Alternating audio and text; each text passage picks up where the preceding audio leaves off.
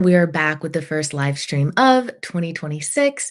And you know that I am bringing you a fresh message that can impact us all. Because while I am talking about why hospitality is the best industry for entry level professionals, this actually affects all of us because hospitality is everything we love. It is nights out, birthday dinners, it's vacations, it's travel, it's everything we love to do when we're not working. And somehow this idea of a talent shortage has become super widespread. Not somehow, obviously, it's happening all over the nation.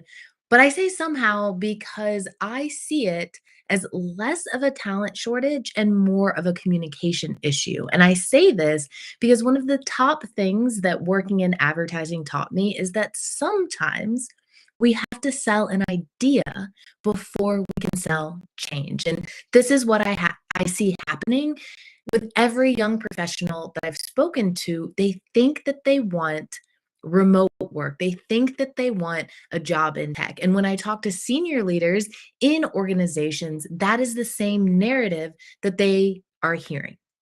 They don't want to work in hospitality. A huge glaring issue is that even of the students studying hospitality in college, a large percentage of them are still choosing to not go into the hospitality industry. And this is a huge issue. Yes, maybe there are some bad experiences that mess it up for everybody, but by large and far, hospitality is the best industry for entry level professionals, and I'm going to tell you why. So, this idea that they want to work in remote and tech is a narrative that has been sold, much like the ideas, the concepts that we were selling in advertising. We would have a client, we would sell them one, two, three ideas, and it was an idea to move forward with a narrative that shaped the entire year. It's what we called campaigns. This is what needs to happen in hospitality because I have worked remotely for 12 years now, long before it was cool. And let me tell you, the dream of the location independence and working remote and not having to go into a restaurant every day anymore. Let me tell you what a dream that was in achieving. But we know that our next gen professionals aren't shy about speaking up about mental health issues. And guess what? Working inside these four walls, inside our homes, isolated, only connecting in the ways I've got my phone over here, but only connecting in the digital ways largely contributes to the mental health challenges that we're facing. Did you know that loneliness is a global epidemic led by the government? The government has issued statements saying loneliness is an epidemic and it affects everyone and everything. And if there's one thing I've learned in life and traveling across 35 different countries taught me, is that the quality of our communities determines the quality of our lives. And when we're all isolated and inside our four walls and working remotely, well, our communities and our quality of life suffer. So, the first thing that we need to change, this first narrative that we have to shift, is that remote work is the desired industry and that tech is the safe one. Do you know how many friends I have who we are 38 years old and they are still constantly being let go again and again and again every 6 months, every 12 months, because they think that they should be working remote in tech and they're the first ones to get let go every time. And you know what? It's not teaching them the skills that they need to advance their careers and get somewhere else, while hospitality does exactly that. So, remote work is not it. It leads to so many of the mental health challenges that this generation is against. So, in order to bring about change, we have to shine the light that, hey, this narrative that you've been given about glorifying remote tech jobs, there's an inherent issue with that. You don't actually want it. You've been sold the narrative that you do. And we need to shift that narrative into hospitality is the perfect leadership incubator. And guys, when I was growing up, my parents would force me. They would put the money in my hand at the checkout lane at Kroger and they'd make me pay the cashier, and I wanted to run away and hide. My face was beet red. I was so awkward and uncomfortable having this transaction. Same thing would happen. They would force me to order the pizza. You guys, I was abused. This is child abuse. They forced me to pick up the phone and call somebody and order a pizza so that I could build these skills. And of course, I'm poking fun at myself, but we know that this generation typically struggles with that. I have a phobia against phone calls. Okay, so much I can say about this.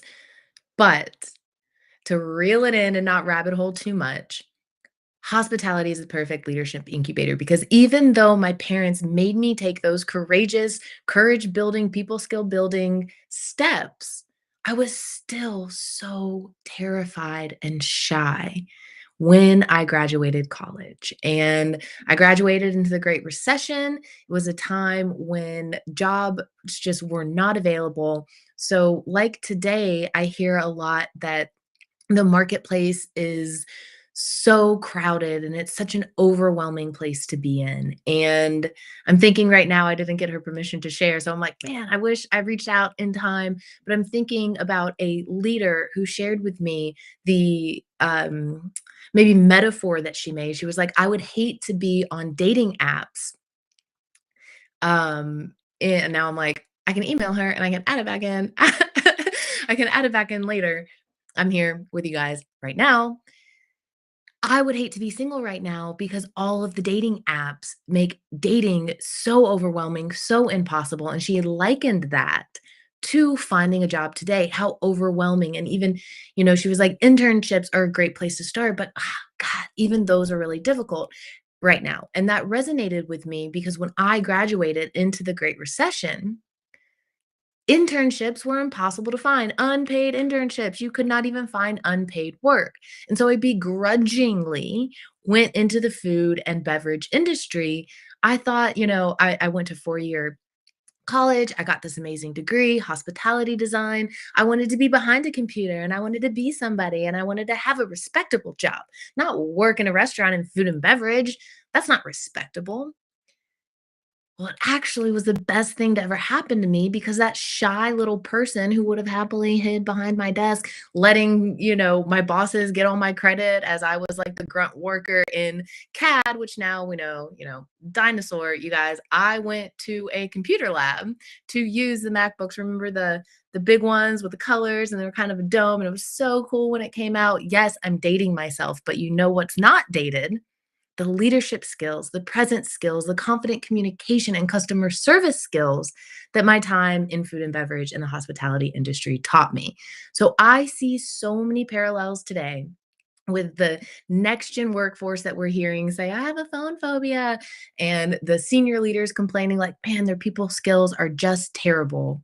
Sure, but it is a learned skill. It is a solvable problem, and hospitality is the best leadership incubator. Take it from me, somebody who is so shy that I would want to dissolve into the wall behind me. Now I am a professional speaker on stage, motivating audiences at a time into true transformation. I was awarded a Best of Stage Life Changer Award by Smart Meetings this year, which I am so honored to have because of my dedication to true transformation. I don't like to just go and talk and be like, okay, cool, here's the information, bye. I'm so dedicated to making a difference. And this is a difference that I want to make. I want to show everybody just how valuable the hospitality is for entry level professionals. So, if you know somebody who's struggling with the workforce, with their talent pipeline, please connect us because there are shifts that every organization can make, shifts every individual leader can make in order to shift the narrative and remind